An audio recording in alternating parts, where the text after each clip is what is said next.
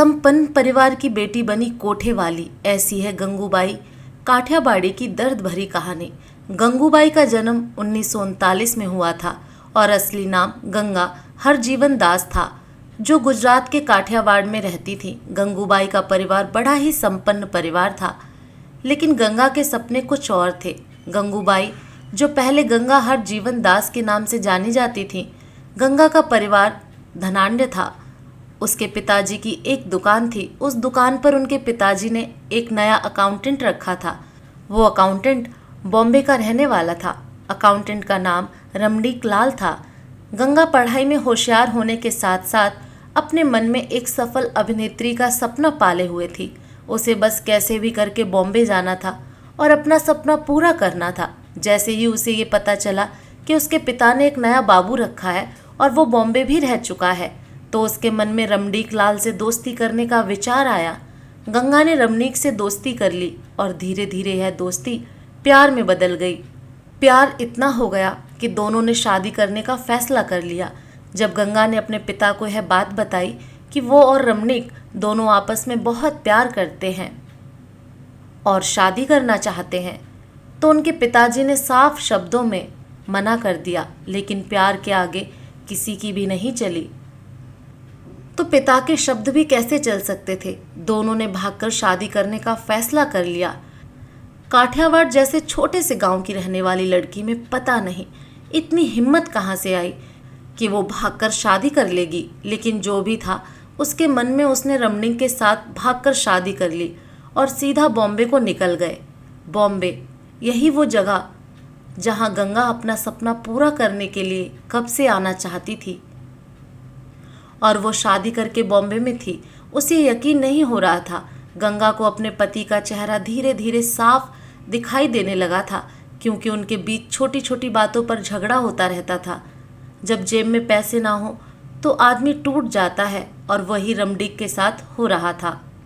बॉम्बे तो भागकर आ गए, लेकिन आगे पूरी जिंदगी निकले कैसे। हाथ में नौकरी नहीं और रहने को छत नहीं। इस सोच में आदमी कोई भी काम करने के लिए तैयार हो जाता है। रमणीक ने केवल 500 रुपये में अपनी पत्नी गंगा को मुंबई के एक मशहूर स्थान रेड लाइट एरिया कमाठीपुरा के एक कोठे वाली को बेच देता है। रमणीक गंगा को कहता है कि काम ढूंढने के लिए बॉम्बे से बाहर जा रहा है, इसलिए कुछ दिन वो अपनी मौसी के साथ उनके घर पर रहना। काम मिलने के बाद मैं तुझे मौसी के घर से ले जाऊंगा। रमणीक ने जो कहा गंगा वैसे वैसे करती रही। उसे क्या पता था कि वो रमणीक के मौसी का घर नहीं, बल्कि एक वेश्यालय है। कुछ दिन रहने के बाद उसे पता चल गया कि रमणीक उसे कभी भी लेने नहीं आएगा, और अब इस हालत के बाद वो अपने गांव भी नहीं जा सकती है। फिर बेमन से रहने वाली गंगा ने इस वेश्यालय को ही अपना घर मान लिया। जब से गंगा उस कोठे पर आई थी, तब से ही वो चर्चे में थी। उसे वहाँ सब गंगू कहकर बुलाते थे। गंगू का कोठा कमाठीपुरा में पड़ता था, और वहाँ का एक खूंखार गुंडा जिसका नाम शौकत खान था, उसे भी जब पता चला कि कोठे में एक नई लड़की आई है और बहुत ही सुंदर है, तो अगले दिन वो कोठे में पहुंचकर गंगा को घसीटते हुए उसकी मर्जी के बिना शारीरिक संबंध बनाता है। उसे नोचता है, मारता है और पीटता भी है। उसके ऊपर बिना पैसे दिए भी चला जाता है। पहली बार तो गंगा को कुछ समझ नहीं आया, लेकिन दूसरी बार भी जब उसके साथ जबरदस्ती करी, तो उसने ठान लिया कि वो शौकत खान को सजा दिलवा कर रहेगी। अपने आसपास से पता किया तो उसे उसका नाम और उसके मालिक करीम लाला का नाम मालूम हुआ। करीम लाला के अड्डे पर पहुंचकर न्याय की गुहार की।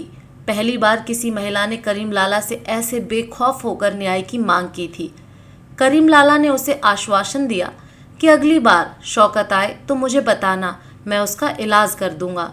इस आश्वासन पर गंगा ने करीम लाला के हाथ में एक धागा बांधकर उसे अपना भाई बना लिया। तीसरी बार जब शौकत कोठे पर आया, तो करीम लाला भी खबरी की खबर सुनकर पहुंच गया था। करीम ने शौकत को इतना मारा कि वो अधमरा हो गया। साथ में ये ऐलान कर दिया कि गंगू मेरी मुंह बोली बहन है। इसके साथ किसी ने भी आज के बाद जबरदस्ती की तो अपनी जान गंवा बैठोगे। उस घटना के बाद से गंगूबाई बन गई। गंगूबाई का दबदबा इतना हो गया कि कमाठीपुरा का वो कोठा उसके नाम कर दिया गया। फिर अपने दबंग अवतार के साथ उसने कोठे में काम करने वाली वेश्याओं के लिए बहुत सारे अच्छे काम किए। गुंडे उस कोठे में आने से डरने लगे थे। वेश्याओं के बच्चों को पढ़ाने का जिम्मा लिया। बिना अपनी मर्जी के आई लड़कियों को वो अपने कोठे में नहीं रखती थी। कोठे पर रहने वाली लड़कियों के लिए गंगूबाई गंगू माँ थी। उनके हक की बात करने के लिए उस समय के प्रधानमंत्री जवाहरलाल नेहरू से भी मिली थी। गंगूबाई का धमाका इतना था कि कमाठीपुरा में कोई भी काम उसके पूछे बिना नहीं होता था। मतलब कि कोई भी छोटा सा काम करने के लिए उसके कोठे तक आना पड़ता था। इसी धाक को भुनाने के लिए उसे किसी ने राजनीति में उतरने को कहा। उसका भाषण सुनने के लिए पूरा आज़ाद मैदान भर गया था और 1960 के सभी अखबारों के फ्रंट पेज पर उनके भाषण का कवरेज था। भाषण भी दमदार दिया था।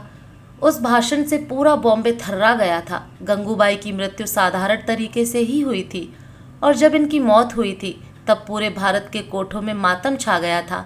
आज भी किसी भी कोठे में चले जाएंगे तो गंगूबाई की तस्वीर ज़रूर मिलेगी, क्योंकि वैशाल्य वाले इन्हें अपना भगवान मानते हैं। तो दोस्तों, आपको ये कहानी कैसी लगी कमेंट करके ज़रूर बताएं। फिर मिलूंगी एक नई कहानी के साथ।